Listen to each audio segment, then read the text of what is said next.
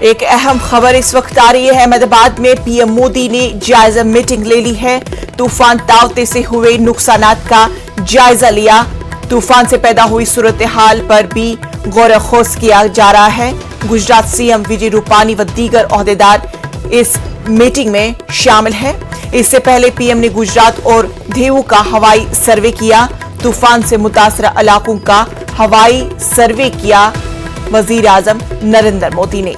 आपको बता दें कि इस वक्त अहमदाबाद में पीएम मोदी की जायजा मीटिंग ली जा रही है तूफान तावते के हवाले से, जिसमें नुकसानात का जायजा लिया जा रहा है और गुजरात के सीएम विजय रूपानी व दीगर ओहदेदार इस मीटिंग में शामिल है। इससे पहले पीएम ने गुजरात और देवू का हवाई सर्वे किया। तूफान से मुतासरा इलाकों का हवाई सर्वे वजीर आजम नरेंद्र मोदी ने आज खुद किया। आपको बता दें कि तूफान तावते ने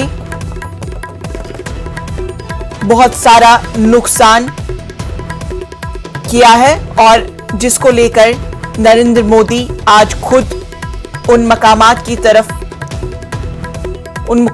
तरफ पहुंचे जहां पे तूफान आया। और अब पीएम मोदी अहमदाबाद में एक मीटिंग ले रहे हैं जिसमें विजय रूपानी के अलावा दीगर ओहदेदार भी शामिल हैं।